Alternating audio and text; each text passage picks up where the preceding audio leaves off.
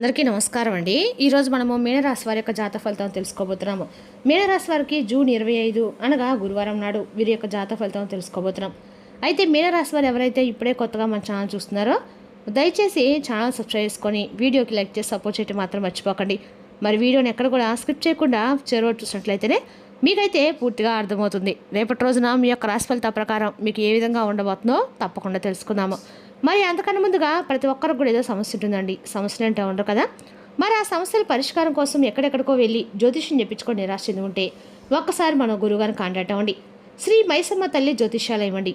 మన గురుగారు కేరళ తాంత్రికతో స్త్రీ పురుష వశీకరణ చేస్తారు. ప్రత్యేకమైన హోమాలు చేసి భార్యాభర్తల సమస్యలు, కుటుంబ సమస్యలు, ఆర్థిక, విద్య, ఉద్యోగ, వ్యాపార సమస్యలు మీకు ఎటువంటి సమస్యలను కూడా పరిష్కారం అయితే చేయబడండి. గుప్తదుల పరిహారం కూడా ఎటువంటి సందేహాలు ఉన్నా కూడా పూజల ద్వారా పరిష్కార మార్గం అయితే ఖచ్చితంగా చేస్తారు.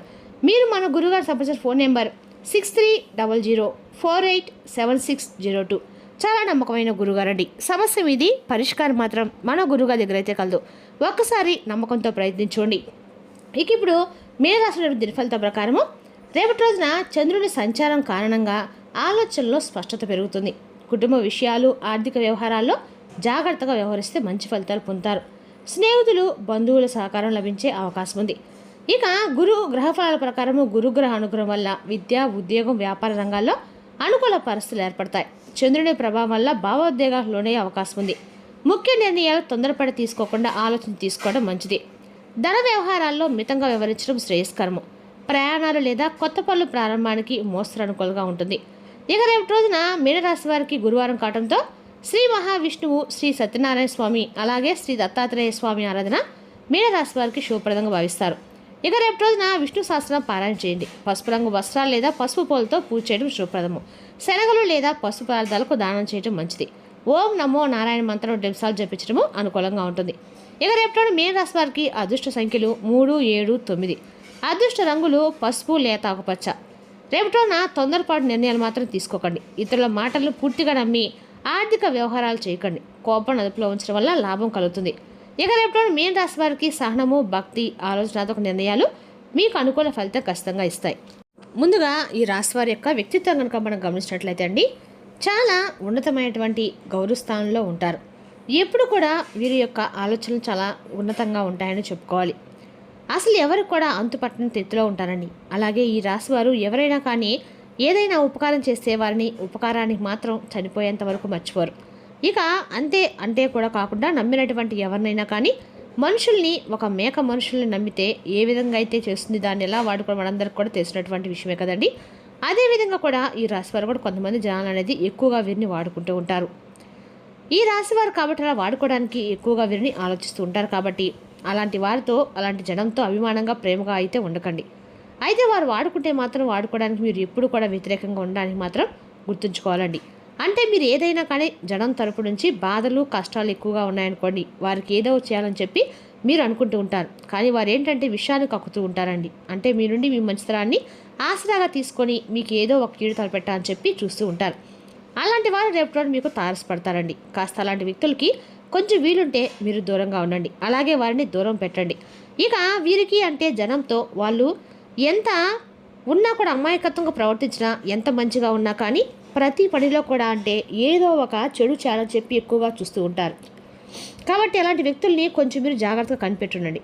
ఇక దైవానుగ్రహం అనేది రేపటి మీకు చాలా ఎక్కువగా ఉందండి. కాబట్టి మీరు ఎవరైనా కానీ అంటే ఏదైనా ఒక మాట అంటే ఎటువారు మిమ్మల్ని మోసం చేయాలని చెప్పి చూసినా కానీ భగవంతుడు ఎట్టి పరిస్థితుల్లో కూడా మీకు అన్యాయం అనేది కలగకుండా చూస్తూ ఉంటాడు. కాబట్టి ఎదుటివారు మిమ్మల్ని బాగా ఇబ్బంది పెట్టి రెచ్చగొడుతూ ఉంటారండి. చాలామంది అంటే ఏదో ఒకటి అనుకుంటూ ఉంటారు. మీరు ఎక్కువగా అరుస్తూ ఉంటారు, కోపడుతూ ఉంటారని చెప్పి, కానీ మీరు మాత్రం చాలా ప్రశాంతంగానే ఉంటారండి. చాలా మంచిగా ఉండటానికి ఎప్పుడు కూడా ట్రై చేస్తూ ఉంటారు. అయితే ఏంటంటే ఎదుటివారు మాత్రం ఎక్కువ మిమ్మల్ని బాగా ఇబ్బంది పెట్టేసి బాగా రెచ్చగొడుతూ ఉంటారు. అప్పుడు మీరు వచ్చినప్పుడు మరలా మీపై వ్యక్తిగతంగా కొంచెం పగలు పెంచుకుంటూ ఉంటారండి. మీ మీద ద్వేషాన్ని పెంచుకుంటారు, తప్పుగా మాట్లాడుతూ ఉంటారు. మిమ్మల్ని అంటే వాళ్ళు మిమ్మల్ని కావాలని చెప్పి అని ఏదో ఒకటి నలుగురు ముందు మిమ్మల్ని నిందిస్తూ కూడా ఉంటారు. కాబట్టి అలాంటి వ్యక్తుల్ని కొంచెం మీరు గుర్తుంచుకోండి, జాగ్రత్త పడండి. ఇక ఈ విషయంలో కూడా ఎదుటివారిని ఎక్కువగా మీరైతే నమ్మేయకండి. అంతేకాకుండా ఎటు వారితో ఎక్కువగా పరిచయాలు కూడా పెంచుకోకండి, ఎక్కువగా మాట్లాడకండి. జనంతో చాలా తక్కువగానే మాట్లాడండి. అతిగా మాట్లాడకుండా ఎక్కువగా జనం జోలికి వెళ్లకుండా ఉండండి. ఎందుకు ఇలా చెప్తున్నానంటే కనుక ఒకటి కారణంగా మనకు నష్టం జరుగుతుందండి. అంటే ఆ నష్టం నుండి తప్పించుకోవడానికి మనం వారికి దూరంగా ఉండటంలో ఎటువంటి తప్పు లేదు. కాబట్టి ఎంత మంచిగా ఉన్నా మనల్ని ఆడుకోవాలని చెప్పి చూస్తూ ఉన్నప్పుడు మనం ఎందుకండి మంచిగా ఉండాలి. కాబట్టి ఎంత మంచిగా ఉన్నా కూడా మనల్ని రెచ్చగొట్టాలని చెప్పి చూసినప్పుడు, మనల్ని జనంలో తప్పుడు వ్యక్తులను చూపించాలని చెప్పి చూసినప్పుడు, వారు ఏంటనేది వాళ్ళ తప్పుడు వెతుకుతూ ఉన్నప్పుడు అటువంటి జనాలకు మనం దూరంగా ఉండి మన పని మనం చూసుకొని మనల్ని మనం ప్రేమించుకొని మనల్ని మనం గౌరవించుకుంటే మన పనులు సక్సెస్ అవుతాయండి. అలాగే మన పనులు ఏవి కూడా పెండింగ్ పడకుండా కూడా ఉంటాయి. చక్కగా సకాలంలో ఎటువంటి టెన్షన్స్ లేకుండా చాలా ప్రశాంతంగా మన పనులై మనం ముగించుకోవచ్చు. ఎప్పుడు కూడా జనంతో ఎటువేడుతూ ఎక్కువగా మనం అంటే మీరు దూరంగా ఉండటం అయితే మంచిదన్నమాట. ఉండేటువంటి ప్రయత్నం కనుక మీరు చేసినట్లయితే మీకు సంఘంలో మంచి పేరు ప్రఖ్యాతి పెరుగుతాయి. ఇక ఇప్పుడు ఒక మనిషిని గమనించారనుకోండి, ఆ మనిషిని వారితో చాలా ఈజీగా కలిసిపోతే చాలా ఈజీగా మాట్లాడుతూ అలా ఉన్నారనుకోండి, ఆ మనిషిని ఎంతగా ఎవరు గౌరవించరు. అది కొంచెం దూరంగా ఉంటే ఉంచుతారు. పలికితేనే ప్రకటన అనుకున్నట్లుగా ఉంటే ఆ మనిషికి గౌరవం అనేది కూడా చాలా ఎక్కువగా పెరుగుతుంది. అలా మీరు కూడా గౌరవాన్ని పెంచుకోవడానికి తప్పకుండా రేపటి ప్రయత్నించండి అనేటువంటి ఉద్దేశంతో ఈ విధంగా చెప్తున్నాం కనుక ఇక మీరు అలా చేయడం వల్ల ఏమవుతుందంటే మీ జీవితంలో ఉన్నటువంటి సమస్యలను కూడా మీకు పూర్తిగా అయితే తగ్గిపోతాయని చెప్పుకోవాలి. ఇక రేపటి విషయానికి వస్తే కనుక రేపటి రోజున మీరు అన్ని రకాలకు కూడా ఏవైనా సరే బిజీగా ఉంటారండి. మీరు తినడానికి కూడా టైం అనేది లేకుండా అంత బిజీగా రేపటి ఉండబోతున్నారు. అలాగే మీ పనులు మీరు చేసుకొని వెంటనే మీ పనికి మీరు వెళ్ళిపోవటము అంతా చాలా బిజీగా అయితే రేపటి మీరు ఉండబోతున్నారని చెప్పుకోవాలి.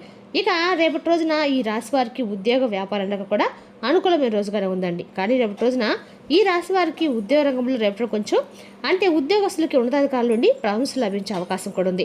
వ్యాపారస్తులకి కొత్త అవకాశాలు లభించే అవకాశం ఉంది. భాగస్వామ్య వ్యవహారాల్లో స్పష్టత అవసరము. ఇక కుటుంబ సభ్యులతో ఆనందం గడిపే అవకాశం కూడా ఉందండి. జీవిత భాగస్వామ్య సహకారం లభిస్తుంది. పాత అపార్థాలు తొలగి సంబంధాలు మెరుగుపడే సూచనలు అయితే ఉన్నాయి. ఇక ఆర్థిక పరంగా ఆదాయం సాధారణంగానే ఉంటుంది. అనవసర ఖర్చులను తగ్గించడం అయితే మంచిది. పెట్టుబడుల విషయంలో అనుభవజ్ఞుల యొక్క సలహా తీసుకోవడం శ్రేయస్కరము. ఆరోగ్య విషయంలో ఆహార నియమాలు పాటించడం మంచిదండి. నీరు ఎక్కువగా తాగండి. ఒత్తిడిని తగ్గించేందుకు విశ్రాంతి తీసుకోవడం మంచిది. ఇక రేపటి రోజున మీరందరూ కూడా విష్ణు సహస్రనామం పారాయణ చేయడము మీకు అందరూ కూడా మంచిదండి. రేపటి రోజున మాత్రం ఈ రాశి వారు ఆలోచించిన నిర్ణయాలు తీసుకోవడం మాత్రం చెప్పదైన సూచన. రేపటి రోజున మీ యొక్క సహనము, భక్తి, ఆలోచనాత్మక నిర్ణయాలు మీకు అనుకూల ఫలితాలు అయితే ఖచ్చితంగా రేపటి అనేది తీసుకురాబోతున్నాయి. రేపటి మాత్రం మీరు అన్ని రకాల కూడా తీర్థయాత్ర చేసే ప్రయోగాల్లో కూడా వ్యాపారాల మీద ఎక్కడ వెళ్ళేదారిలో కూడా మీరు వాహన పరిధిలో కొంచెం జాగ్రత్త వహించడం కూడా మంచిదన్నమాట. మరి తెలుసుకున్నాకండి ఈ రాశి యొక్క జాతక ఫలితాలు. తిరిగి మరో వీడితో మళ్ళీ కలుసుకుందాం. Thank you for watching.